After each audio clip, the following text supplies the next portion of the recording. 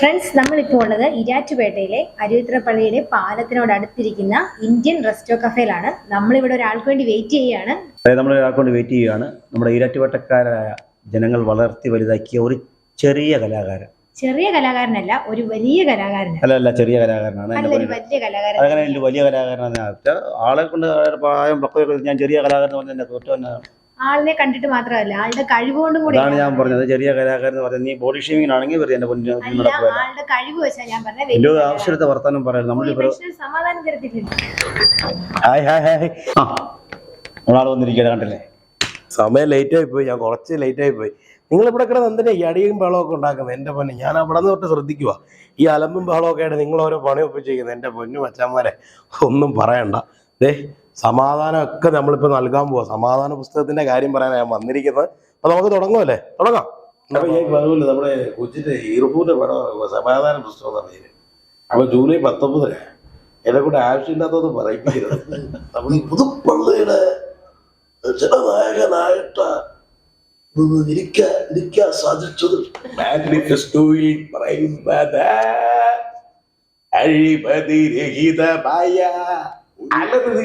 സാറോ. അതിന് ഒട്ടത്തിൽ ഇവിടുത്തെ ടേസ്റ്റാണ്. ഒട്ടിപ്പുള്ളി സപ്പോർട്ടാ. നമ്മുടെ താടിക്കാരുടെ പൊട്ടാട്ടി കൂടി നല്ല പോപ്പും കാലും കപ്പ ഉണ്ടാക്കാൻ പോവാ. ഇങ്ങനെ തന്നെ അതിനുള്ള പുറപ്പാടാ. അപ്പൊ നമ്മൾ കാത്തിരുന്ന ഇർഫാൻ ഇതാ വന്നിരിക്കുകയാണ്. അപ്പൊ നമുക്കിനി ഇർഫാന്റെ വിശേഷങ്ങളിലേക്ക് പോകാം. വളരെ ഹാപ്പിയാണ്. കാരണം എൻ്റെ വിശേഷങ്ങൾ എന്ന് പറയുമ്പോൾ ജൂലൈ 19 നമ്മുടെ സിനിമ റിലീസാകുകയാണ്. സമാധാന പുസ്തകം എന്നാണ് ചിത്രത്തിന്റെ പേര്. തീർച്ചയായിട്ടും ഇപ്പൊ തന്നെ സമാധാന പുസ്തകം ഹിറ്റാലേ നമ്മള് റീൽസ് എല്ലാം ഇപ്പം ഞങ്ങള് എന്റെ കുട്ടികൾ സഹിത ആൾക്കാരെല്ലാം എപ്പോഴും അപ്പൊ എന്നാണ് എന്ന് ചോദിക്കുകയാണ്. അപ്പൊ എന്താണെങ്കിലും അത് വൻപിച്ച വിജയമായി തീരുന്ന ഒരു സംശയം വേണ്ട. അപ്പൊ തീർച്ചയായിട്ടും നമുക്ക് സിനിമയുടെ വിശേഷങ്ങളിലേക്ക് ആദ്യം തന്നെ പോലെ. ഇർഫാൻ ഈ സിനിമയിലേക്ക് എങ്ങനെ എത്തിപ്പെട്ടത്? ആക്ച്വലി ഈ പടം ജോവാൻജോ 18+ ടീമിന്റെ പടമാണ്. നിങ്ങൾക്ക് അറിയാലോ, ജോവാൻജോ 18+ നല്ല സൂപ്പർ ഹിറ്റ് സിനിമകളായിരുന്നു. അപ്പോൾ ആ ടീമിൻ്റെ ജോവാൻജോയുടെ കോറൈറ്റർ രവീഷ് നാഥ് എന്ന് പറഞ്ഞ ആളാണ് ഡയറക്ടർ. അപ്പം രവീഷ് ചേട്ടൻ്റെ ഫസ്റ്റത്തെ ഫിലിമാണ്. കോറൈറ്ററായിട്ടും അസോസിയേറ്റായിട്ടും ചീഫ് അസോസിയേറ്റായിട്ടും അസിസ്റ്റൻ്റ് ആക്കിയിട്ടൊക്കെ ഒരുപാട് പടങ്ങൾ ചെയ്തിട്ടുണ്ട്. ഇതിൻ്റെ ഫസ്റ്റ് ഡയറക്ടറിങ് മൂവിയാണ്. സത്യം പറഞ്ഞു കഴിഞ്ഞാൽ ഒരു പടത്തിൽ അഭിനയിക്കാൻ ചാൻസ് കിട്ടുക എന്ന് പറഞ്ഞു കഴിഞ്ഞാൽ വലിയ കാര്യം തന്നെയാണ്. പിന്നെ അതോടൊപ്പം ഒരു ലീഡിങ് ക്യാരക്ടറാണ് കിട്ടിയിരിക്കുന്നത്. നിങ്ങൾ പോസ്റ്ററും മറ്റേ ഫസ്റ്റ് ലുക്കും കാര്യങ്ങളൊക്കെ കണ്ടില്ലേ? നമുക്ക് ആ പോസ്റ്റർ കാണുമ്പോൾ പറയാലോ ഇർഫാന്റെ ആ പടത്തിലുള്ള പ്രാധാന്യം എന്താണെന്ന് പോസ്റ്ററിൽ തന്നെ അപ്പം എല്ലാവരും സപ്പോർട്ട് ചെയ്യുക. നമ്മുടെ പടം മാക്സിമം എല്ലാവരും തിയേറ്ററിൽ തന്നെ പോയി കാണുക. ഫസ്റ്റായിട്ട് നിങ്ങൾക്കൊരു നല്ലൊരു മെസ്സേജും അതുപോലെ തന്നെ ഒരു ഫാമിലി എന്റർടൈൻമെന്റ് കോമഡി ഡ്രാമ മൂവിയാണ്. ഇതാണ് ഇർഫാൻ ഒറ്റ വാക്കിൽ സിനിമാ വിശേഷങ്ങൾ പറഞ്ഞു ഒതുക്കണ്ട. നമുക്ക് കൂടുതലായിട്ട് അറിയാൻ നമുക്ക് ആഗ്രഹമുണ്ടല്ലേ? നമ്മൾ 1-ാം തീയതി അല്ലേ ഇർഫാനെ വിളിച്ചേ? അപ്പൊ ഇർഫാൻ 1-ാം തീയതി തൊട്ട് തിരക്കാണ്. ഇർഫാൻ എന്ന് പറഞ്ഞു, ചേട്ടാ ഞാനൊരു തിരക്കാണ്, പ്രൊമോഷൻ്റെ തിരക്കാണ്. ഇത് നമുക്ക് പ്രൊമോഷൻ അല്ലേ? എല്ലാം നമുക്ക് വേണ്ട. ഞാനപ്പോൾ അന്ന് ഡേറ്റ് അത്രയും ടീം എല്ലാവരും ഉള്ളതുകൊണ്ട് ഇതെല്ലാം നമ്മുടെ സ്വന്തം ചാനലുകാരാണ്, എല്ലാം നമ്മുടെ നാട്ടുകാർ. പണ്ടോട്ടേ എനിക്കറിയാവുന്ന സാവൻ ചേട്ടന് നേരത്തെ ചാനലൊക്കെ വർക്ക് ചെയ്യുമ്പോൾ നേരത്തെ ഫാമിലി പരമായിട്ടെല്ലാം പരിചയമുള്ളതാണ്. എന്ത് കാര്യത്തിനും കട്ടൊക്കെയുണ്ട്, എന്താവശ്യത്തിനും വിളിക്കും. നമ്മളൊരു പരിപാടിയെല്ലാം ചെയ്തു പാലായിലല്ലേ. ഇർഫാനെ ഇതിന്റെ പ്രൊമോഷനൊക്കെ ആയിട്ട് ഒരു എക്സ്പീരിയൻസ് തന്നെയായിരുന്നു. പ്രൊമോഷൻ വൈബായിരുന്നു. കാരണം വൈബാവാൻ കാരണം എന്ന് പറഞ്ഞാൽ കൂടെ ഉള്ളവരാണ് ഇതിൽ അഭിനയിക്കുന്നതൊക്കെ. എൻ്റെ പ്രായത്തിലുള്ളതും അടുത്ത ചെറിയ ഡിഫറൻസ് ഒക്കെ ഉള്ള കമ്പനി കൂട്ടുകാർ പരിപാടിയാണ്. അപ്പം അവരെല്ലാം വീണ്ടും ഷൂട്ടിന് ശേഷം വീണ്ടും കാണാം. ഷൂട്ടിൻ്റെ സമയത്തൊക്കെ ഞങ്ങൾ ഒരു ഫ്ലാറ്റിലായിരുന്നു. ഫ്ലാറ്റിലൊരു 3 മുറിയുണ്ട്. അതിൽ 2 പേര് അങ്ങനെ കിടന്ന് വെച്ച് കഴിഞ്ഞാൽ നമ്മൾ ഒരു സിനിമ ചെയ്യുമ്പോൾ ഒരു ആർട്ടിസ്റ്റിനെ കണ്ട് അവിടെ വെച്ച് പരിചയപ്പെട്ട് ഡബ്ബിങ്ങിന് ശേഷം അവനെ നമ്മൾ കാണുന്നു പോകില്ല. പിന്നെ പടത്തിൻ്റെ പ്രൊമോഷനും പരിപാടിയൊക്കെ അവിടെ നിന്ന് കോൺടാക്ട് കിട്ടും. പക്ഷെ ഞങ്ങളെന്ന് പറഞ്ഞാൽ കട്ട കമ്പനിയായിരുന്നു. വൈബടിച്ച് രാത്രി ഫ്ലാറ്റിൻ്റെ ടെറസിൽ പോയി വയ്ക്കുക, കമ്പനി അടിക്കുക, അങ്ങനെ പരിപാടിയൊക്കെ ആയിരുന്നു. ഞങ്ങൾ അത്രയും കൂട്ടായിരുന്നു. ഒരിക്കലും ഇങ്ങനെ നമുക്ക് കിട്ടണമെന്നില്ല. നമ്മളൊരു സിനിമ ചെയ്യുമ്പോഴാണ് നമുക്കറിയാവുന്നതുകൊണ്ട് പറഞ്ഞാൽ സിനിമ ചെയ്ത് കഴിഞ്ഞ് അവിടെ ചെയ്താൽ തീർന്നു. പക്ഷെ ഇതെന്ന് പറഞ്ഞാൽ നമ്മൾ നേരിട്ട് കമ്പനിയായി, നല്ലൊരു വൈബായിരുന്നു. അങ്ങനെ പ്രൊമോഷൻ ഇവരെയൊക്കെ കണ്ടതിൽ സന്തോഷം. പിന്നെ ഒരുപാട് ചാനൽസ് ഉണ്ടായിരുന്നു, ആർട്ടിസ്റ്റുകളുണ്ടായിരുന്നു. അവരെല്ലാമായിട്ട് വർത്താനമൊക്കെ പറഞ്ഞ് കമ്പനി അടിച്ച്. പിന്നെ നമ്മുടെ പടമല്ലേ, പ്രൊമോഷനൊക്കെ ചെയ്ത് നല്ല രീതിയിലുള്ള ആൾക്കാരിലേക്ക് എത്തണമല്ലോ. ഇർഫാൻ ആണെങ്കിൽ വേറെ സിനിമകളിൽ അഭിനയിച്ചിട്ടുണ്ട്. പക്ഷേ ഇർഫാൻ ഒരു ലീഡിംഗ് ആയിട്ട് ഈ സിനിമയിലാണ് വന്നിരിക്കുന്നത് അല്ലേ? അതെ. നമുക്ക് പോസ്റ്റർ ഒക്കെ കാണുമ്പോൾ തന്നെ അറിയാം. അതെ, എനിക്കതാണ് ഏറ്റവും നല്ല സന്തോഷം. കാരണം ആദ്യം ഞാൻ ജോ ആഞ്ചോയിൽ വരുന്ന ഒരു കാര്യം കൂടി ഞാനൊന്ന് പറയട്ടെ. ജോ ആഞ്ചോയിൽ ഞാൻ വരുന്നത് എന്താണെന്ന് വെച്ച് കഴിഞ്ഞാൽ എനിക്ക് സിനിമയിൽ അഭിനയിക്കണമെന്ന് ഭയങ്കര ആഗ്രഹമാണ്. പക്ഷേ ഫസ്റ്റ് ഫ്ലവേഴ്സിൽ ഞാൻ മിമിക്രിയും കൂടി ചെയ്യുന്നതാണ്. അതൊക്കെ എടുക്കാം. അപ്പം തീർച്ചയായിട്ടും ഞാനത് പറയാൻ തുടങ്ങുമായിരുന്നു. എനിക്ക് ഈ ഇർഫാനെ കാണുന്ന നമ്മുടെ പ്രേക്ഷകർക്ക് അറിയാം. പക്ഷേ ഇർഫാൻ എന്നുള്ള വ്യക്തി നമ്മുടെ ഈരാറ്റുപേട്ട മാത്രമല്ല, കേരളം മാത്രമല്ല, ലോകമെമ്പാടുള്ള മലയാളികൾക്ക് പ്രിയങ്കരനായി മാറിയിരിക്കുകയാണ് അദ്ദേഹം. ഞാൻ സത്യത്തിൽ ഇർഫാൻ ആദ്യമേ കാണുന്നത് കുട്ടിക്കാലത്താണ്. ഇപ്പോൾ ഇർഫാൻ്റെ വാപ്പായും ഉമ്മായും അതുപോലെ തന്നെ പച്ചാപ്പയൊക്കെയായിട്ടൊക്കെ നല്ല ബന്ധം പുലർത്തുന്ന വ്യക്തിയാണ്. ഈരാറ്റുപേട്ടയിൽ എന്തെങ്കിലും പ്രോഗ്രാം ഉണ്ടെങ്കിൽ കേട്ടോ, എന്ത് പ്രോഗ്രാമാണ് ഈ ഒരു മൈക്ക് ഉണ്ടെങ്കിൽ അവിടെ ഇർഫാൻ ഉണ്ടെന്നാണ്. ശരിയല്ലേ? തീർച്ചയായും. കാരണം നമ്മുടെ നാട് കഴിഞ്ഞിട്ട് നമുക്ക് വേറെ അവരാണ് എന്നെ കൊണ്ടുവന്നത്. കാരണം ഫ്ലവേഴ്സ് കോമഡി ഉത്സവം എന്നുള്ള പ്രോഗ്രാമിൽ വരാൻ എനിക്ക് ഭയങ്കര ആഗ്രഹമായിരുന്നു. കാരണം എനിക്കിന്ന് 7ാം ക്ലാസ്സിൽ പഠിക്കാം. അന്ന് എനിക്ക് ഭയങ്കരമായിട്ട് മിമിക്രി ഇങ്ങനെ കണ്ണാടിയുടെ മുമ്പിലിരുന്ന് ഓരോരുത്തർ സ്കിറ്റ് കാണിക്കുമ്പോൾ ആക്ട് ഇപ്പോൾ VS സാറാണെങ്കിലും ഉമ്മൻചാണ്ടി സാറിനെയൊക്കെ ആൾക്കാർ ടി വിയിൽ ഇങ്ങനെ ടെലിവിഷൻ പ്രോഗ്രാമിലൊക്കെ സ്കിറ്റ് നമ്മുടെ നസീർക്കൊക്കെ ചെയ്യുന്ന പോലെ സ്കിറ്റിട്ട് പരിപാടി ചെയ്യുമ്പോൾ ഞാൻ കണ്ണാടിയുടെ മുമ്പിൽ പോയിട്ട് ആ സെയിം സാധനം തന്നെ പിടിക്കാൻ വേണ്ടിയിട്ട് കണ്ണാടിയുടെ മുമ്പിൽ പോയിട്ട് ഉമ്മൻചാണ്ടി സാറിൻ്റെയൊക്കെ ചെയ്യുമ്പോൾ അപ്പോൾ ആ സംഭവമൊക്കെ പിടിക്കുമ്പോൾ അന്ന് തന്നെ സൗണ്ടിന് ഇത്ര ക്വാളിറ്റി ഇല്ല, പ്രായം. അപ്പം അതെല്ലാം വന്ന് എത്തിച്ചെത്തിച്ച് മിനിക്ക് ഇങ്ങനെ എടുക്കുക, മമ്മൂക്കൊക്കെ പറയാൻ തേച്ച് മിനിക്ക് എടുക്കുക എന്ന് പറയുന്ന നന്നായിട്ട് പഠിച്ച് ഇപ്പോഴാണ് എൻ്റെ തൊണ്ടയ്ക്ക് ഒരു കട്ടി ഏജ് അറിയാലോ. ഇതേ ഏജായപ്പോഴപ്പോൾ കറക്റ്റായി. അപ്പം അങ്ങനെയൊക്കെയാണ് അതിൻ്റെ ഒരു. എന്താണെങ്കിലും ഈ ഏജിന്റെ കാര്യം പറയുമ്പോൾ ചിന്നിന് ചോദിക്കാനുള്ളത് എന്നോട് പറഞ്ഞത് ഞാൻ പറഞ്ഞു ചോദിച്ചോളാൻ പറഞ്ഞായിരുന്നു. എനിക്ക് ഇപ്പോൾ 18 വയസ്സായി. ഞാൻ +2 കഴിഞ്ഞിരിക്കുകയാണ്. ഒരു ആനിമേഷൻ കോഴ്സ് പഠിക്കാനായിട്ടുള്ള ഒരു പരിപാടിയാണ്. അതിനിടയിൽ സിനിമ വന്നു. സിനിമയുടെ പരിപാടി കഴിഞ്ഞാൽ ഉടനെ അങ്ങനെ ഈ ഫീൽഡിനോടാണ് താല്പര്യം. എഡിറ്റിംഗ് ആണെങ്കിലും എല്ലാം ഫിലിം ഫീൽഡിന് ആവശ്യമുള്ളതാണ്. അപ്പം കട്ടക്കിക്കാൻ ഡയറക്ഷൻ കോഴ്സിനോടൊക്കെ താല്പര്യമുള്ള ഒരാളാണ്. അപ്പോൾ അങ്ങനെ നിൽക്കുന്നു.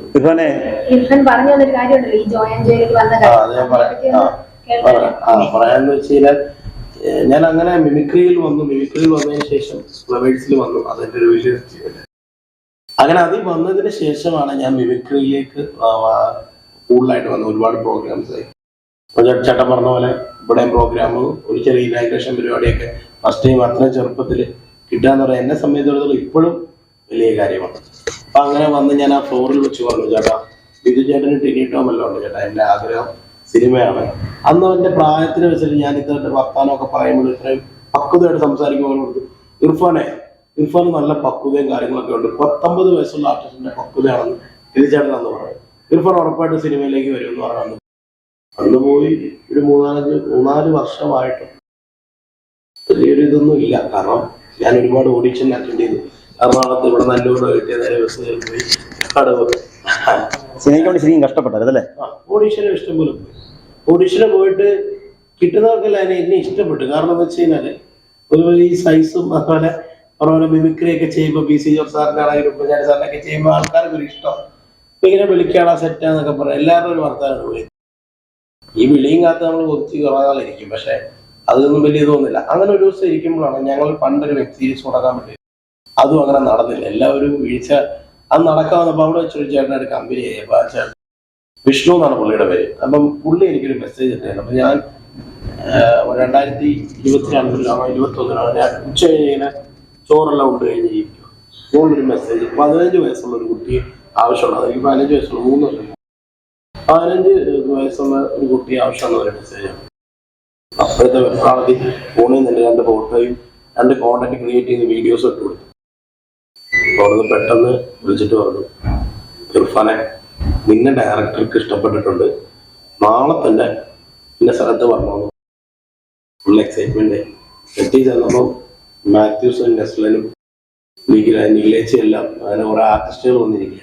പെട്ടെന്ന് നമുക്കൊരു സന്തോഷമായി, ഇവരുടെ കൂടെയാണല്ലോ. അങ്ങനെ അതിൽ വന്നപ്പോൾ ഒരു ചെറിയൊരു ക്യാരക്ടറുകളാണ് കിട്ടിയത്.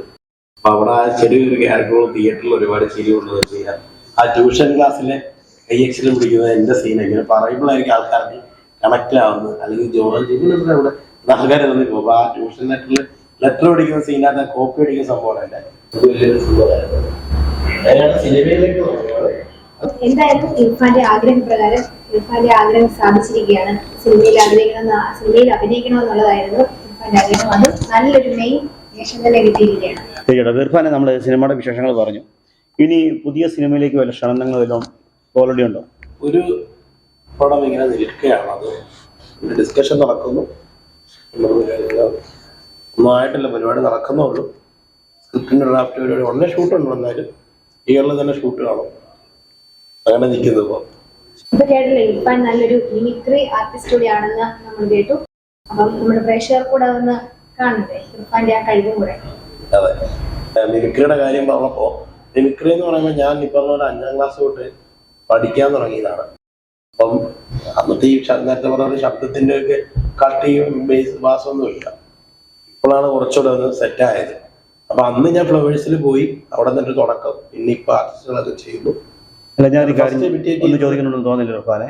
ഫ്ലവേഴ്സില് കോമഡി ഉത്സവത്തില് എത്രാമത്തെ വയസ്സിലാണ്? 7ാം ക്ലാസ്. 7ാം ക്ലാസ്സിൽ 13 വയസ്സിലാണ്. 13 വയസ്സിലെ പെർഫോമൻസ് ആണ് നമ്മളന്ന് കണ്ടത് അല്ലേ? അന്ന് കണ്ടത്. അന്നാണ് ടി വി ടോം പറഞ്ഞിരിക്കുന്നത് താങ്കൾക്ക് തീർച്ചയായിട്ടും ഒരു സിനിമയും അന്ന് 19 വയസ്സുള്ള ആളുടെ പക്വതയാണ് എന്നോടാണ്. കാരണം നമ്മളന്ന് വർത്താനം പറയുന്നതിന്റെ ഒക്കെ ഒരു ഇതുകൊണ്ടായിരിക്കും, ഓരോരുത്തരും ഒരു ഇതുണ്ടല്ലോ. അന്ന് സിനിമയിലേക്ക് പുള്ളി വരുമെന്ന് പറഞ്ഞു. അപ്പൊ എന്താണെങ്കിലും നമുക്ക് ടിൻഡു പറഞ്ഞ പോലെ നമുക്ക് ഇർഫാന്റെ ഒരു പെർഫോമൻസ് കണ്ടിട്ടുണ്ട് നമ്മുടെ പ്രേക്ഷകർക്ക് എല്ലാവരും. അപ്പൊ എനിക്ക് തോന്നുന്നു ഇർഫാൻ, എനിക്ക് ഫസ്റ്റിലേക്ക് മിമിക്രി എന്ന് പറയുമ്പോൾ പ്രത്യേകിച്ച് നമ്മൾ ഇരാറ്റുപേട്ടക്കാർ പൂഞ്ഞാറുകാർക്ക് അന്ന് താരമായിരുന്നു നമ്മുടെ പ്രിയങ്കരനായ പി സി ജോർജ് സാർ അല്ലേ? നമ്മുടെ മലയാളികൾക്കെല്ലാം പി സി ജോർജ് എന്ന് പറഞ്ഞാൽ വേറിട്ട ശബ്ദമായിരുന്നു. അപ്പൊ അന്ന് അദ്ദേഹം തിളങ്ങി നിൽക്കുന്ന സമയത്താണ് ഇർഫാൻ പി സി ജോർജിനെ അനുകരിക്കുന്നത്. ഒരു കാര്യം പറയാം, ഫ്ലവേഴ്സിൽ വരുന്നതും പുള്ളിയുടെ സപ്പോർട്ടുണ്ട്. കാരണം എല്ലാവരും ഇപ്പോൾ എതിർത്ത് നിൽക്കുമെങ്കിലും എൻ്റെ ഒരു ഇത് വന്നത് ഞാൻ പറയണം, നമ്മൾ വന്ന വഴി ഒരിക്കലും മറക്കരുത്. അദ്ദേഹത്തിൻ്റെ ഒരു സപ്പോർട്ടും സാന്നിധ്യവും കൊണ്ടാണ് ഞാൻ ഫ്ലവേഴ്സിൽ വന്നത്. അത് ഞാൻ എവിടെയും പറയാൻ മടിയില്ലാതെ പറയാം. തീർച്ചയായിട്ടും നമുക്ക് ഈ വേദിയിൽ അദ്ദേഹത്തിന്റെ സൗണ്ട് അല്ലേ, അതല്ലേ നല്ലത്. ആദ്യം ഉമ്മൻചാണ്ടി സാർ തുടങ്ങി, പി സി ജോർജ് സാറാണ് പെട്ടെന്ന് വീട്ടിലൊരാളായിരുന്നല്ലോ. എന്തായാലും കേട്ടോ. അപ്പൊ നമുക്കിനി അതിലേക്ക് പോകാം. P C George. അപ്പൊ പുള്ളി പുള്ളി ഇരുന്നാണെങ്കിൽ എങ്ങനെ ഉണ്ടായിരിക്കും നോക്കാം. എന്റെ സിനിമയുടെ കാര്യം പറയുവാണെങ്കിൽ എങ്ങനെ ഉണ്ടെന്ന് നോക്കാം. എത്ര പേരെ നമ്മുടെ പൂഞ്ഞാറ്റിലെ പിള്ളേരല്ലേ ഇവരല്ലേ? പട്ടുകൂട്ടർ ഈ സാഹിബിനെ അറിയാതെ ചെറുപ്പക്കാരനാ. ഇപ്പൊ കെട്ടികളൊക്കെയാണ് യൂട്യൂബ് ചാനൽ തുടങ്ങിയിരിക്കുക. ടിറ്റു തവച്ചിന്റെ പേര്. എത്ര പിള്ളേരാ ചെറുപ്പക്കാരത്, 2 പിള്ളേരും കൂടി. എത്ര പിള്ളേരാ, നമ്മുടെ മൊത്തം പിള്ളേരാ. സാഹിബിന്റെ സമയത്തുള്ള പട്ടുകൂട്ടെ ക്യാമറയൊക്കെ പിടിച്ചോണ്ട് വന്നോണ്ടത് എന്റെ അടുത്ത് എത്ര പ്രാവശ്യപ്പെടുത്തി. ചെറുപ്പക്കാരനാ, നമുക്ക് വേണ്ടപ്പെട്ട പിള്ളേരെ. അപ്പൊ ഞാൻ പറഞ്ഞില്ല, നമ്മുടെ കൊച്ചിന്റെ ഈർപ്പൂന്റെ പടം സമാധാന പുസ്തകം തന്നെ. അപ്പൊ ജൂലൈ 19 എന്നെ കൂടെ ആവശ്യമില്ലാത്തത് പറയിപ്പിക്കുന്നത് നമ്മുടെ പിള്ളേരെ. ഏറ്റവും കുറ്റ സാഹിബടെ കുറെ തെട്ടികൾ പറയുക. ഏറ്റവും ഭയങ്കര ഇപ്പോഴും ഒരു ചട്ടവർത്താനം പത്രം സാഹിബ് പറഞ്ഞേ, ഈ സൈസ് തെറ്റിത്തരമല്ലോ പല കാര്യങ്ങൾ. എനിക്ക് തന്നെ സന്തോഷമുണ്ട് കേട്ടോ. പ്രാവശ്യം പൂരാനോട് നോക്കിച്ച് വീട്ടിൽ ഇരുത്തി എന്ന് പറഞ്ഞാൽ ഞാൻ ഇനിയും എടുക്കത്തില്ല, ഇനി അടുത്ത പ്രാവശ്യം നിൽക്കും. അതെ പറ്റി പോയതാ. എനിക്ക് ഇതിനകത്ത് പറയാനായിട്ട് ഒന്നുമില്ല. കാരണം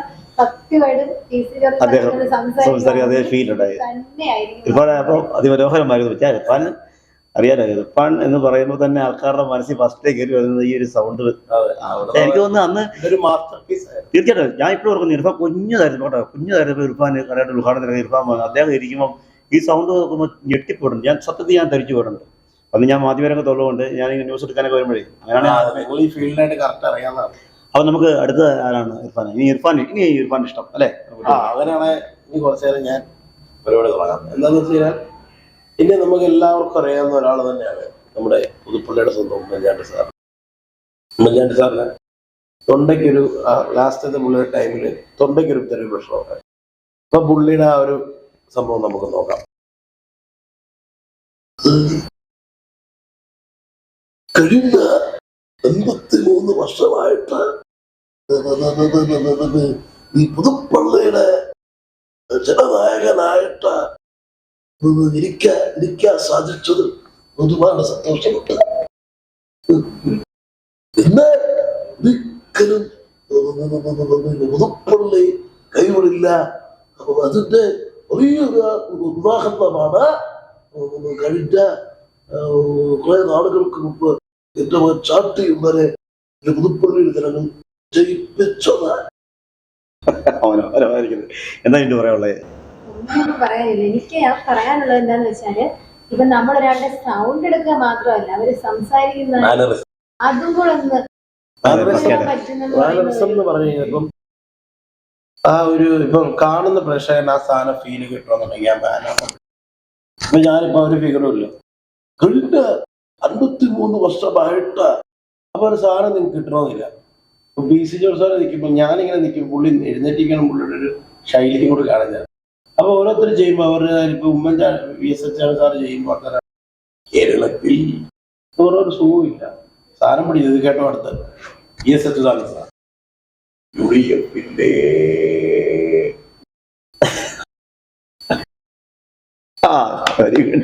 മാനിഫെസ്റ്റോയിൽ പറയുന്നത് അഴിമതിരഹിതമായ ഒരു ഭരണം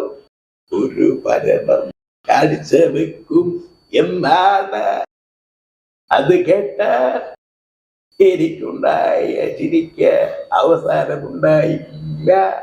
ഇല്ല ഇല്ല. അടിപൊളി. ഇർഫാനെ ഞാൻ കഴിച്ചോട്ടെ. ഇപ്പം നമുക്കിപ്പം കേരളത്തിൽ ഏറ്റവും പ്രമുഖരായ രാഷ്ട്രീയ നേതാക്കളുടെ സൗണ്ടാണ് എടുത്തത്. ഇനിയും ഇർഫാന്റെ ലിസ്റ്റ് ഇഷ്ടം പോലെ ഉണ്ടെന്നല്ല. പക്ഷെ ഇർഫാൻ ഇതൊക്കെ വ്യത്യസ്തമായിട്ട് ഈ ഒരു വേറെ തലത്തിലേക്ക് മാറുന്നു. എനിക്ക് തോന്നുന്നു ഫുഡ് ബ്ലോഗർ നമ്മുടെ പറയാതിരിക്കാൻ പറ്റുമല്ലോ. എനിക്ക് ഞാൻ കഴിഞ്ഞ ഫ്ലവേഴ്സ് പ്രോഗ്രാം കണ്ടപ്പോൾ എനിക്ക് ഏറ്റവും കൂടുതൽ ഇഷ്ടപ്പെട്ടത് ഒരു രക്ഷയില്ല. ഫിറോസിക്കടെ നമ്മളെല്ലാവരും യൂട്യൂബെല്ലാം കാണുന്നതാണ്. പൊതുവെ എല്ലാവർക്കും വില്ലേജ് ഫുഡ് ചാനലിന്റെ ഫിറോസ് ചുറ്റിപ്പാണ്. അപ്പൊ അദ്ദേഹം ഈ പോത്തിനെ മാടിനെ വലിയ രീതിക്ക് ഫുഡ് വെക്കുന്നത്. അപ്പൊ അദ്ദേഹത്തിന്റെ ഒരു സംഭവം നോക്കാം. ഹായ് ഫ്രണ്ട്സ്, അപ്പത്തപ്പുറത്തെ പരിപാടി അല്ല വ്യത്യസ്തമായ ഒട്ടത്തിന്റെ പത്തിട്ട് ഉണ്ടാക്കാൻ പോകുന്നത്. അല്ലത് നീ ശേഖട്ടോ സാധനം അതിന് ഒട്ടത്തിന് ഇവിടുത്തെ ടേസ്റ്റ് ആണ്. വാ അടിപൊളി സപ്പോർട്ടാ, എത്ര രസം. അത് ഈ ഒട്ടത് പറഞ്ഞത് നമുക്ക് കേരളത്തിൽ കിട്ടില്ലടാ. ദുബായിൽ പറഞ്ഞേ വാവ് എത്താണ് രതീഷേ, ഇത് ഭയങ്കര ഇട്ടാ നല്ല ടേസ്റ്റ് ഇട്ടല്ലേ. അടിപൊളി സപ്പോർട്ടാ. അപ്പം ഭയങ്കര മനോഹരമല്ലേ, പറയാതിരിക്കാൻ പറ്റില്ല. അപ്പം ഞാനൊരു കാര്യം ചോട്ടെ, ഇപ്പം ഈ മാനരസത്തെ കുറിച്ച് പറഞ്ഞല്ലോ, ശരിക്കും പ്രാക്ടീസ് ചെയ്യുന്നുണ്ടോ? നമ്മൾ പ്രാക്ടീസ് അല്ല, നമ്മൾ ഒബ്സർവ് ചെയ്യുമ്പോൾ അതെല്ലാം നമുക്ക് ക്യാച്ച്. നമ്മൾ ഒരാളെ അനുകരിക്കാൻ ശ്രമിക്കുമ്പോൾ നമുക്കതെല്ലാം നമ്മുടെ മാനേഴ്സും എല്ലാം നമ്മുടെ ഫേസിൽ നമ്മുടെ മൈൻഡിൽ നമ്മൾ ഒബ്സർവ് ചെയ്യുമ്പോൾ മേക്കിൽ ഒബ്സർവ് ചെയ്യുമ്പോൾ സൗണ്ട് മാത്രമല്ല അദ്ദേഹത്തിന്റെ ശൈലി ഫുൾ മാനേഴ്സും കൂടി ക്യാച്ച് ചെയ്താണ്. സ്വാഭാവികമായിട്ട് അത് ചെയ്തില്ലെങ്കിൽ അതിനൊരു പൂർണ്ണത വലിയതാണ്. മഹേഷ് മിമിച്ചിനെ പോലാണെങ്കിലും നസീർഖാനെ പോലാണെങ്കിലും പറഞ്ഞ പോപ്പുലർ രണ്ടുപേരാണ്. പക്ഷേ ഇഷ്ടം പോലെ മിമിക്രി ആർട്ടിസ്റ്റുകൾ ഈ കേരളത്തിലുണ്ട്. പണ്ട് തൊട്ടേ നമുക്ക് നോക്കുകയാണെങ്കിൽ കുറച്ച് കലാഭവൻ തൊട്ടുകൊണ്ട് ഒരുപാട് ലെജൻസ് ആയിട്ടുള്ള ആൾക്കാരുണ്ട്. ഇപ്പൊ ഫിലിം ഫീൽഡിൽ അവരെത്തി.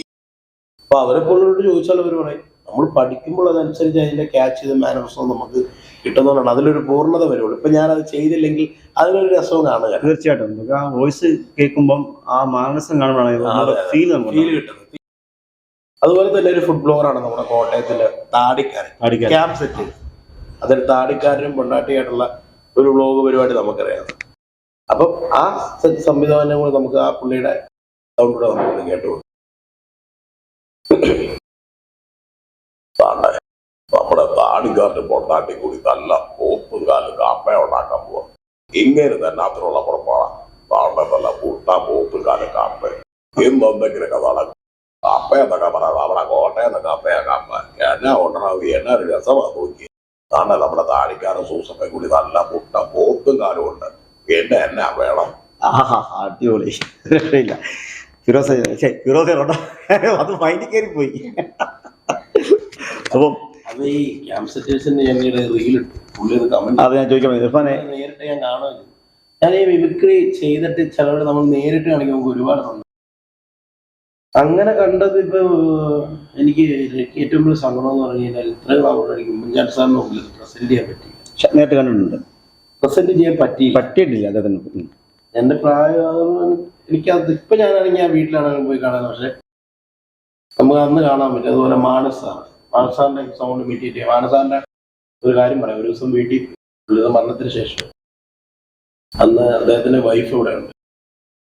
അപ്പൊ വൈഫും മരുമക്കളും ജോസ് മനസാറില്ല, കൊച്ചുമക്കളെല്ലാം ഉണ്ട്. അവരുടെ മുമ്പിൽ നിന്ന് ഞാൻ ഇമിറ്റേറ്റ് ചെയ്ത് വേറെ കണ്ണ് നടന്നു വൈഫിന്റെ. അത് ഭയങ്കര ഒരു എനിക്ക് ഭയങ്കര ഒരു പിന്നെ തീർച്ചയായിട്ടും ആ ഒരു സൗണ്ട് അവരുടെ എല്ലാം അല്ലേ പ്രത്യേകിച്ച് അവരുടെ എല്ലാവരും ആകുമ്പോൾ നമ്മുടെ മലയാളികളുടെ നമുക്ക് രാഷ്ട്രീയ ഭേദം പിന്നെ എല്ലാവരും ഇഷ്ടപ്പെടുന്ന വ്യക്തിത്വമായിരുന്നു മാണി സാർ. ഞാൻ ഈ പറഞ്ഞ പോലെ ഇവരെ കാണിച്ചില്ലെങ്കിൽ ഇവരുടെ അടുത്തുള്ള കൂട്ടുകാരായിട്ടുള്ള അവരെ കാണിക്കാൻ അവര് നമ്മളോട് പോലെ അടിപൊളിയായിട്ടുണ്ട്. ഒരുപാട് പേരാണെങ്കിൽ നമുക്ക് സപ്പോർട്ടാണ്. അപ്പോൾ എന്താണെങ്കിലും നമുക്ക് ഇത്രയും കേട്ട സ്ഥിതിക്ക് നമുക്ക് മാണി സാറിൻ്റെ ആ സൗണ്ടോടെ ഇർഫാനിൽ നിന്ന് കേൾക്കണം അല്ലേ രിന്റു? അദ്ദേഹം മരണപ്പെട്ടു. അദ്ദേഹത്തിനെ ഷെയിം ചെയ്ത കളിയാക്കുന്നൊന്നുമല്ല, അദ്ദേഹത്തിന്റെ ഒരു സ്റ്റൈലിഷ് ശൈലി അത് ഇമിറ്റേറ്റ് ചെയ്യാണ്. ദയവേത് നിങ്ങൾ ആരും പുള്ളിനെ കളിയാക്കുന്ന രീതിയിൽ ആരും നിലനിൽക്കുന്നത് വെറും എന്റർടൈൻമെന്റ് പർപ്പസ്. മാനസാരം ഈ മാനസാറ് കോഴവാക്കി തുളയുന്നല്ലോ, കോഴവാക്കിയത് അതിനുള്ള അറിയപ്പെട്ടോ. ഈ പൈസ എന്ന് പറയുന്നത് അതൊക്കെ വാങ്ങി സൂക്ഷിക്കാവുന്നല്ലേ, അതല്ലേ ഞാൻ തോന്നുന്നു. അതങ്ങനെ ഓഴയാമത്തെ അപ്പൂപ്പയുടെ മകൻ ചെറുവാരനായില്ലേ, യേശുദാസിന്റെ മകൻ പാട്ടുകാരനായില്ലേ. അപ്പൊ എന്റെ മകൻ അടിപൊളി, സൂപ്പറാക്കിയിട്ടുണ്ട്. ഇർഫാനെ ഒരു രക്ഷയില്ല കേട്ടോ, പറയാതിരിക്കാൻ പറ്റുകയില്ല. ഒന്നിനൊന്നിന് മെച്ചം എന്ന് പറയാം. സാധാരണ മിമിക്രിക്കാർ പിടിക്കുന്ന ഒരേ ശൈലിയിലുള്ള സാധനങ്ങളൊക്കെ ആയിരിക്കും. പക്ഷെ ഇർഫാൻ ഒരു വ്യത്യസ്തമായ രീതിയിലേക്ക് പോകുമ്പോഴാണ് പ്രേക്ഷകർക്കായ ഞങ്ങളെപ്പോൾ ഉള്ളവർക്ക് ഭയങ്കര സന്തോഷമാണ്. തീർച്ചയായിട്ടും ഇങ്ങനെ മൺമറിഞ്ഞു പോയ നേതാക്കന്മാർ സൗണ്ട് കേൾക്കുമ്പോൾ നമുക്ക് ഒരു പ്രത്യേക സന്തോഷമാണ്. ഉമ്മൻചാണ്ടി സാറിൻ്റെ സൗണ്ട്, ഇപ്പം മാണി സാറിൻ്റെ സൗണ്ട്.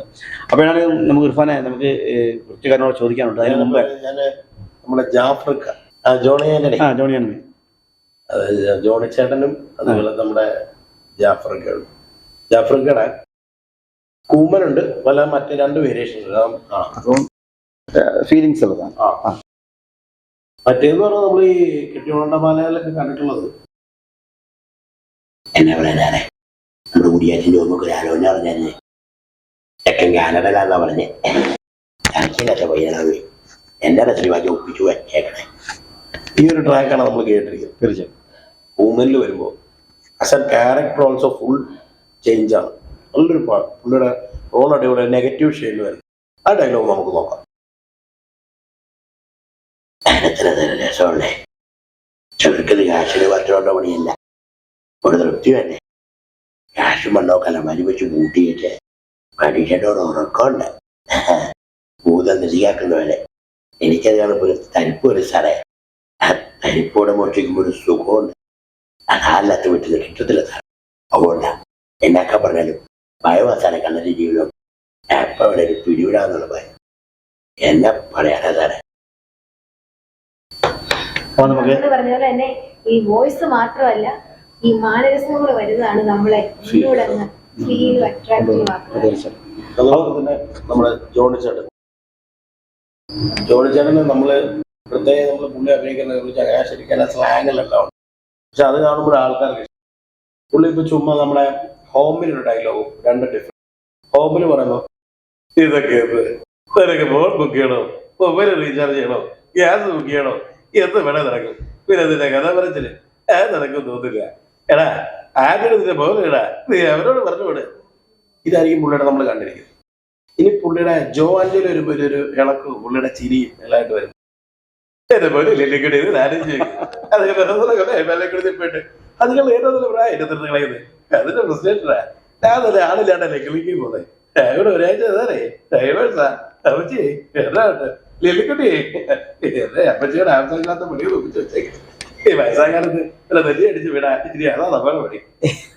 എന്റെ പൊന്ന് ഇർഫാൻ തകർത്ത് പറയാതിരിക്കാൻ പറ്റില്ല. അപ്പൊ എന്താണെങ്കിലും ഇർഫാന്റെ മിമിക്രി ഭയങ്കര രസമാണ്. എനിക്കറിയാം ഇർഫാന്റെ മിമിക്രി എന്ന് വെച്ചാൽ ഇപ്പം നമ്മൾ ഈരാറ്റുപേട്ടക്കാർക്ക്, പ്രത്യേകിച്ച് ഈരാറ്റുപേട്ട നഗരസഭയുടെ നമ്മുടെ ഉത്സവത്തിനൊക്കെ ഇർഫാനെ ആദരിക്കുകയും എന്താന്ന് വെച്ചാൽ ഭയങ്കര ഒരു സപ്പോർട്ടാണ്. അതാണ് എനിക്ക് അടുത്ത് ചോദിക്കാനുള്ളത്. ഈരാറ്റുപേട്ടക്കാർക്ക് എങ്ങനെയാണ് ഇർഫാനോടുള്ള ആ സപ്പോർട്ട്? അത് നമ്മളൊന്ന് ഈരാറ്റുപേട്ടക്കാർ എന്നെ നെഞ്ചിലേറ്റുകൊണ്ടാണ് ഞാൻ ഇവിടെ ഇരിക്കുന്നത്, നിങ്ങളുടെ മുമ്പിൽ വരുന്നത്, പല ചാനലുകളുടെ മുമ്പിൽ ഇരിക്കുന്നു. കാരണം എന്താണെന്ന് വെച്ച് കഴിഞ്ഞാൽ എൻ്റെ തുടക്കകാലം കൊണ്ട് എന്നെക്കാളും എൻ്റെ ഒപ്പം നിന്നവരാണ് ഈരാറ്റുപേട്ട.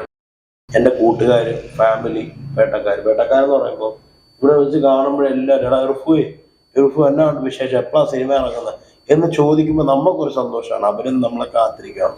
എന്നെ സപ്പോർട്ട് ചെയ്യുന്ന ഒരുപാട് പേരുണ്ട്. ഇവിടെ ഉള്ളവരെല്ലാം നമുക്കൊരു സപ്പോർട്ടാണ്. ഞാൻ ചാനലിൽ പോകണമെന്ന് ഏറ്റവും കൂടുതൽ സപ്പോർട്ട് ചെയ്തത്. ആ സപ്പോർട്ട് ചെയ്യുന്നവരുടെ മുമ്പിൽ നമ്മുടെ ഈ തിയേറ്ററിൽ തന്നെ നമ്മുടെ പടം റിലീസാകാണെന്ന് പറഞ്ഞു കഴിഞ്ഞാൽ ഒരുപാട് സന്തോഷമാണ്. ഞാൻ എല്ലാവരോടും പറയുന്നുണ്ട്, നമ്മുടെ ഈരാറ്റുപേട്ട സൂര്യ തിയേറ്റർ അറിയാലോ, നല്ല ഡോൾബി അറ്റ്മോസ്ഫിയർ വരുന്ന തിയേറ്ററാണ്. അപ്പോൾ ആ തിയേറ്ററിൽ തന്നെ റിലീസ് വരുമ്പോൾ നമ്മുടെ ആൾക്കാരെല്ലാം കാണാൻ വരിക. ജൂലൈ 19 അവർ കട്ടയ്ക്ക് കൂടെ നിൽക്കും. തീർച്ചയായിട്ടും അതിന് സംശയമുള്ള കാര്യമില്ലല്ലോ. എന്നുവെച്ചാൽ ഇർഫാൻ്റെ വളർച്ചയിൽ നല്ലൊരു താങ്ങും തണലുമായിട്ട് നാട്ടുകാരും സുഹൃത്തുക്കളും വീട്ടുകാരെല്ലാം ഉണ്ട്. അപ്പം നമുക്ക് നമ്മുടെ നാടിനെ കുറിച്ച് പറഞ്ഞു, നമ്മുടെ സുഹൃത്തുക്കളെ കുറിച്ചൊക്കെ സംസാരിച്ചു. അപ്പോൾ നമുക്ക് വീട്ടുകാരെ കുറിച്ച് അറിയാം അല്ലേ? വീട്ടില് ഉമ്മ വാപ്പ 2 അനിയത്തിമാരാണുള്ളത്. ഉമ്മ ഹൗസ്വൈഫായിട്ടിരിക്കുകയാണ്. നേരത്തെ ഈരാറ്റുപേട്ട ചെയർപേഴ്സൺ ഇപ്പോൾ വീട്ടിലാണ്. വാപ്പ റിയൽ എസ്റ്റേറ്റ് പരിപാടിയൊക്കെ വേണ്ടി പോകും. എൻ്റെ 2 സിസ്റ്റേഴ്സാണ് ഉള്ളത്. ഒരാൾ +1 ഒരാൾ 7th. അവരെങ്ങനെയാ കലാപരമായി ഇതുപോലെ? അതെനിക്ക് മാത്രമേ കിട്ടിയിട്ടുണ്ട്. അല്ല ഇർഫാൻ ഈ കഴിവ് കുടുംബത്തിൽ പറ്റാർക്ക്. എനിക്ക് ഇർഫാൻ്റെ കുടുംബമായിട്ട് നല്ല ബന്ധമുണ്ട്. പക്ഷേ എനിക്ക് നമ്മുടെ താച്ചിക്ക പാട്ട് പാടുന്ന മാത്രമേ ഞാൻ കേട്ടു. അതെ, അവര് പാട്ട് പാടുന്നവരുണ്ട്. 2 പിള്ളേരുണ്ട്. അവര് പാട്ട് പാടുന്നത് ചെറിയ പരിപാടി ഇപ്പം അങ്ങനെ. പിന്നെ വാപ്പയുടെ അനിയൻ നിയാസ് എന്ന് അറിയാലോ. പുള്ളി നല്ല പാട്ടുകാരാണ്. പണ്ടോട്ട് ആൽബത്തിൽ നിന്ന് കൊണ്ട് ആദ്യം ജിയോ ബേബി, നമ്മുടെ ഇപ്പോഴത്തെ കാതലിന്റെ എല്ലാവർക്കും അറിയാവുന്ന പറഞ്ഞോളാം. ഫസ്റ്റ് പുള്ളിയുടെ ആൽബത്തിലാണ് അഭിനയിക്കുന്നത്. അന്നൊന്നും പുള്ളിയൊന്നുമല്ല, ആരും ഒന്നുമല്ല. അത് മറ്റേ ആൽബം ഞാനൊന്നും ജനിച്ചിട്ട് പോലും ഇല്ല. അപ്പൊ ഇതൊക്കെ കേട്ടറിവുകളാണ്. അത് ഫസ്റ്റ് ടൈമാണ്. പിന്നെ ഞാനിപ്പോ ഈ ബ്ലോഗിങ് പരിപാടി എല്ലാം ഉണ്ട്, അറിയാലോ. ബ്ലോഗ് പരിപാടി, ഇങ്ങനത്തെ പ്രൊമോഷൻ പരിപാടീസ് ഒക്കെ ഉണ്ട്. ഞാൻ ഈ ബ്ലോഗിലും ഇങ്ങനെ കുറച്ചുകൂടെ ഇതിലുണ്ടൊക്കെ ഫേസ് ചെയ്യാൻ എൻ്റെ വേറൊരു കാര്യം എന്ന് പറഞ്ഞാൽ, എൻ്റെ ഒരു മാമയുണ്ട് കോട്ടയത്തുള്ള. അപ്പൊ ഖത്തറിലാണ്, ബ്യൂട്ടീഷ്യനാണ്. അപ്പൊ എൻ്റെ മാമി ബീനാമ പേര്. ഈ മാമി വഴിയാണ് എന്നെ ഇങ്ങനെ ഒരു ഇത് വന്നത്. നമുക്കൊരു പ്രചോദനം ഉണ്ടല്ലോ. മാമിയാണ് എന്നെ സപ്പോർട്ട് ചെയ്തത്. ഇങ്ങനെ ഒരു കയറി വരണം, ഞാനൊരു ഇതിലേക്ക് വന്നത് ഇവരിൽ നിന്നാണ്. ഫാമിലി സപ്പോർട്ടാണ്. കട്ടയ്ക്കാണ് എല്ലാവരും ഉണ്ട്. എല്ലാവരും ഫസ്റ്റ് ഡേ തന്നെ നമ്മുടെ സൂര്യയിൽ കാണാൻ വേണ്ടി ഇരിക്കുകയാണ്. നിങ്ങളും കാണണം തീർച്ചയായിട്ടും. പിന്നെ തീർച്ചയായും അവരെല്ലാവരും നമ്മളോട് കട്ടയ്ക്ക് നിൽക്കുന്നതാണ്. അവരുടെ ഈ ഷെയറിങ്ങും സപ്പോർട്ടിങ്ങും അവരടുത്തവരോട് അറിയിക്കുമ്പോൾ തന്നെ നമുക്കുള്ള സന്തോഷം ഉണ്ടല്ലോ. ഇർഫാൻ്റെ ജീവിതയാത്രയിൽ പ്രായമായിട്ടുണ്ട്. 19 വയസ്സല്ലേ?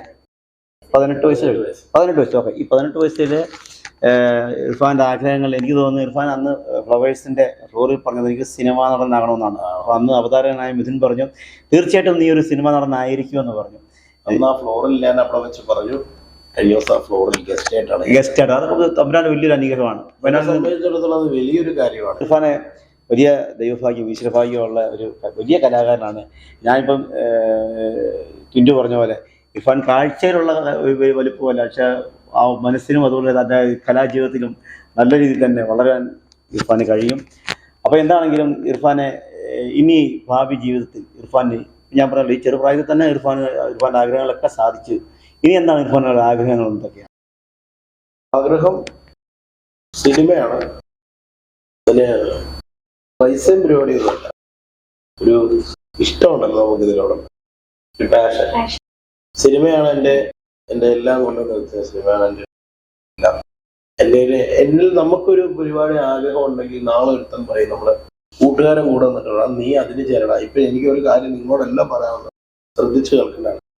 ഒരു 10th കഴിഞ്ഞോ +2 കഴിഞ്ഞോ നിങ്ങളുടെ ഫ്യൂച്ചർ പ്ലാൻ ചെയ്യേണ്ടത് നിങ്ങളാണ്. നമ്മുടെ കൂട്ടുകാരൻ പറയണം ഞാൻ അതെടുത്ത്, നീ അതെടുത്തോ ഒക്കെ ശരിയാ. പക്ഷെ നമ്മൾ നമ്മുടെ ഇഷ്ടത്തിന് നിന്നില്ലെങ്കിൽ നമുക്ക് അവസാനം പറയും. ഇതാണ് ഇർഫാൻ്റെ ഇത്ര നിമിഷം നിങ്ങൾക്ക് വേണ്ടി ചെലവഴിച്ചത് വലിയൊരു സന്തോഷമുള്ള കാര്യമാണ്. എന്നാണെങ്കിലും ഞങ്ങൾ ഈ വ്ലോഗ് തുടങ്ങിയപ്പോൾ തന്നെ ഞങ്ങളുടെ ലിസ്റ്റിലുള്ള ഒരാളായിരുന്നു. പ്രത്യേകിച്ച് ടിൻറ്റു പറയുമായിരുന്നു, നമുക്ക് ഇർഫാനെ ഒരു ദിവസം പോയി കാണണം, ഇർഫാനെ മിമിക്രി ആകണം, ഇതൊക്കെ വലിയ കാര്യമാണ്. അപ്പോൾ എന്താണെങ്കിലും ഇർഫാൻ ഇറങ്ങാനിരിക്കുന്ന സിനിമ പോലും. സിനിമയെ പറ്റി ഞാനൊന്ന് പറയട്ടെ. തീർച്ചയായും സിനിമയെ പറ്റി ഒന്ന്. ജൂലൈ 19 സിനിമ ഇറങ്ങാണ്. സിനിമയുടെ തോട്ടം എന്ന് പറഞ്ഞ എറോട്ടിക് ബുക്കാണ്. ബുക്കിലൂടെ ട്രാവൽ ചെയ്യുന്ന ഒരു പരിപാടിയാണ്.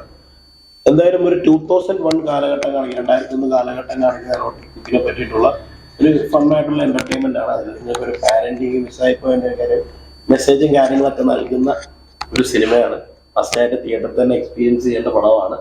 എല്ലാവരും സപ്പോർട്ട് ചെയ്ത് ടിക്കറ്റ് എടുത്ത് കാണണം. അപ്പോൾ എന്താണെങ്കിലും നമ്മൾ തീർച്ചയായിട്ടും പോയി കാണണം. നമ്മളെ ഈ കലാകാരനെ, കൊച്ചു കലാകാരനല്ല വലിയ കലാകാരനെ ഇനിയും നമ്മൾ വളർത്തണം. നാളത്തെ ഒരു താരമായി മാറും എന്നുള്ള കാര്യത്തിൽ ഇർഫാന് ഒരു സംശയമില്ല. ഇർഫാനെ തമ്പുരാൻ ധാരാളമായി അനുഗ്രഹിക്കട്ടെ. അപ്പം ഈ സമയം ഞങ്ങൾക്ക് വേണ്ടി ചെലവഴിച്ച ലിൻസി ആൻഡ് സാം എന്ന ഞങ്ങൾ ഈ കൊച്ചു വ്ലോഗിന് വേണ്ടി ഇത്രയും നേരവും ഞങ്ങളോട് സഹകരിച്ച ഞങ്ങൾക്ക് ഏറെ സന്തോഷമുണ്ട്. ഞങ്ങളുടെ ഹൃദയംഗമായ നന്ദി അറിയിക്കുകയാണ്. വരും ദിനങ്ങളിൽ, വരും നാളുകളിൽ ഇർഫാന് നിരവധി അവസരങ്ങൾ തേടി വരും. തമ്പുരാൻ അനുഗ്രഹിക്കുമാറാകട്ടെ. ഒരിക്കൽ കൂടി ജയങ്ങൾ കീഴടക്കട്ടെ എന്ന് ആശംസിക്കുന്നു. Okay, thank you. അപ്പൊ ഓക്കെ, ജൂലൈ 19 നമുക്ക് എല്ലാവർക്കും അടിച്ചു പൊളിക്കാം. അപ്പം ഞാനും ഉണ്ടാവും, നിങ്ങളും ഉണ്ടാവണം. ഓക്കെ, ഉണ്ടാവും. Very very. Okay bye.